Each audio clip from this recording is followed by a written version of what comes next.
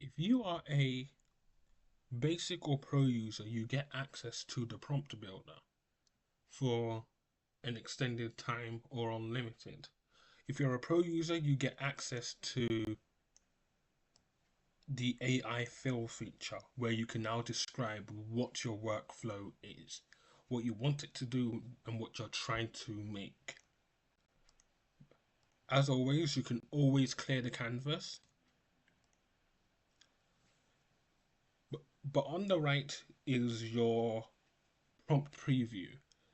Anything to do with the prompt is on the side. So if I drag a block in, everything is here.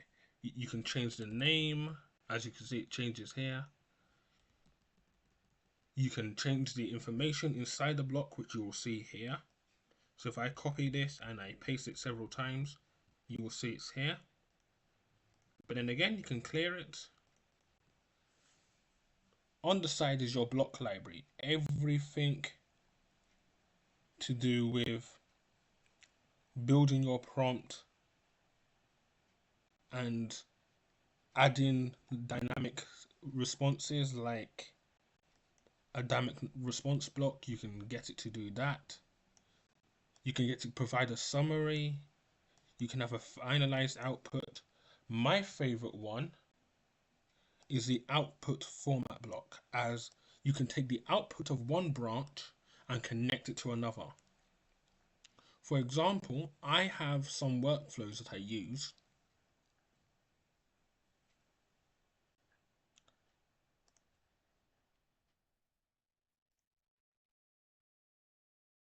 Here you can, again, it's showing you can also import workflows. So here's a workflow that I've done. If you're in the Telegram group chat, you would already know what this is. So this is a niche validation prompt where you can input an idea, it will validate it. Let me zoom in. It will validate it for you. It will first check your profile. So for example, it will use your custom instructions if you're in GPT, and then it will check what it is, what you do, and then it will use that information to continue.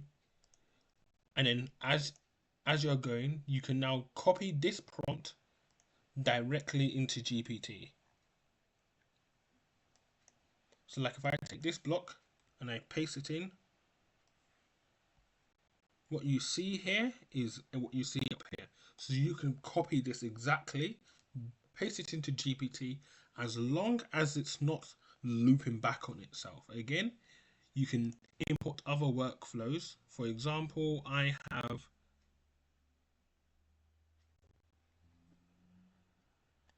a multi-agent here where it will create, and again, you can create crazy branches. It will first ask, again, I've zoomed out so you can see the whole tree. But again, you can just explain to you, it has about 5 or 6 different roles.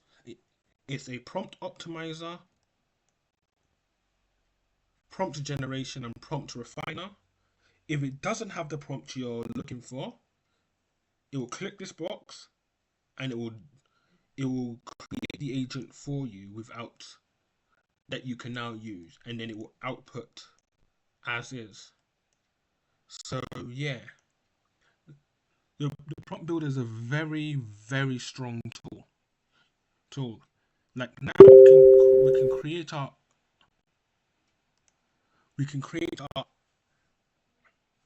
right now we can create our own version. For example, if I want to create, like, here's just a simple structure you can use. You can have persona, context, input, system message. If you want to be more specific and get your memory, you can use user profile. If not, that's not a need and not needed. But again, you can and have a specific task. These are the main core blocks if you want to create any persona in here. You can connect all of these up together I would pro tip. I would recommend you have a first. Your first block should be a scenario context block. This is just so that you can provide context to the assistant first before it just jumps into what its role is, and then you can give it its role, what you need help with, you input what your task is, give it a task to do with that input, and then a system messages an overall instruction for how it's supposed to work and whatnot. You can add knowledge sources, API, and all different stuff, content generation, so you can tell it to reply in audio, text, or whatnot. And here comes to my favorite blocks. Let me clear the canvas. Also, I forgot to show this canvas is massive, as in it is big. You can place blocks anywhere. But again, GPT or Claude won't allow such a big prompt if you're using all this space. But this space is here so you can move around. Click autofill, everything will come up together, and you can now zoom in and adjust. But let me move on to my own special favorite blocks. Is the if else block. So you can now go, as I showed in my multi-agent thing, you can choose to go to two different paths. So if it fits one, if this means if you fit one criteria, it will go to a specific path. If it doesn't, it will go to another. Switch case is you can input one value and have different outputs from it. So you can input one request and get different use cases from it. A choice block, as per usual, you can have choices. This one is more dynamic as you have a maximum of 4, but for example, I can put 1, 2, 2, 3, and you can have 4 inputs.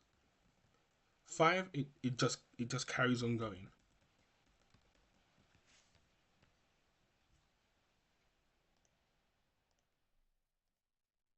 Contains and matches is you can find keywords. This is not one of my favorite. I haven't really used this, but this will be helpful to some people. And then parallel execution. This is kind of my favorite, as you can input two different prompts and they can work at the same time.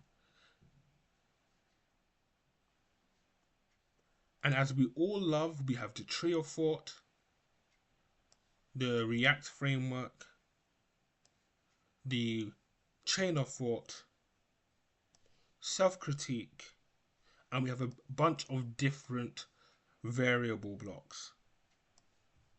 Output capture, this will just capture what you've got and it will store it.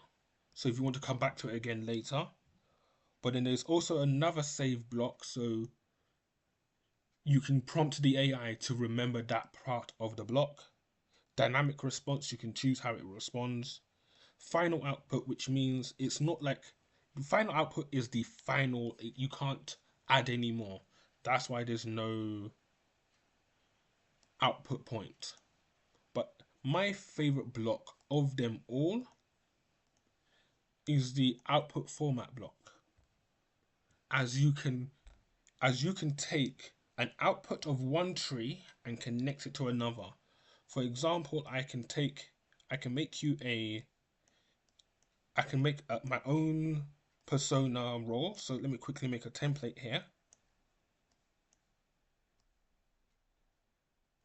for you, and then we can go autofill.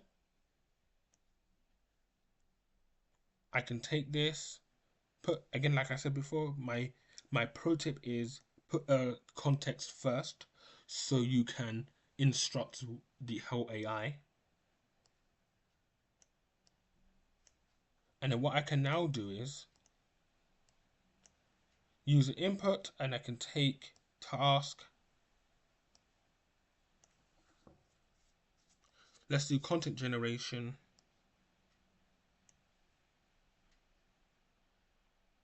And then this is where, let me zoom out. This is where the output block comes into it now. Because like now I can create like a secondary tree where I can copy each of these blocks,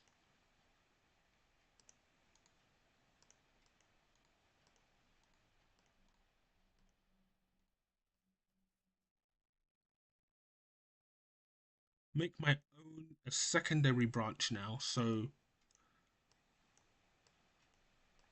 let's say this one was outputting images. I can now take the output of this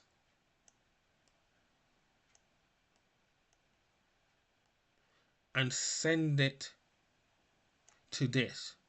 So now what will happen is you will go through this mode first. You will create your image. It will now output that image, send that response to this tree.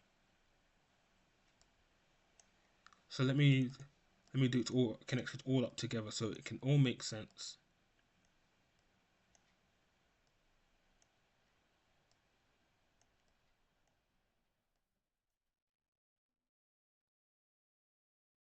And then now you can continue and you can duplicate and then connect it to a secondary tree, and you can carry on going until you're okay. But since I think I'm finished, I can go finalized output, and then from now all I now need to do is fill in all of these blocks and then copy this all. So this, what you're seeing here is what you're looking at here. So for example, let's say, because I'm on the pro plan, let's say I want to create, let's say I want this to be a text and this to be a list. I can go, I want to create a prompt where you can write a story and then it will list off the characters that are within that story.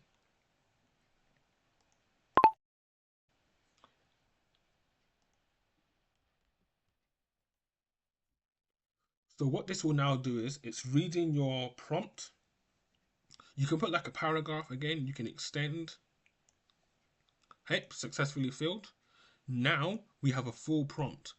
We have character requirements, system message, character role, character development context, task creation, content creation. So it will create you a character, background, and whatnot.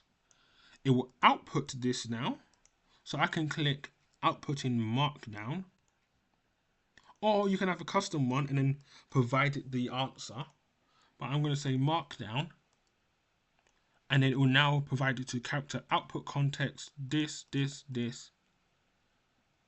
and then, so now let's try it. So I'm currently now in full screen. Let us now try it in GPT. Like now, here we have GPT. We've got GPT. We've got our prompt. Let's grab it. And now let's just paste it into GPT.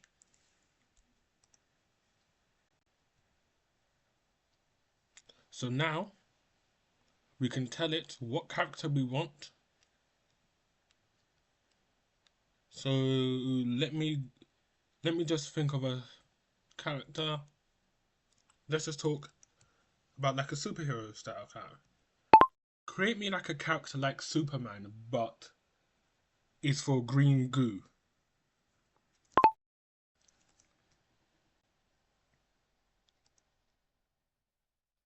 Here we go.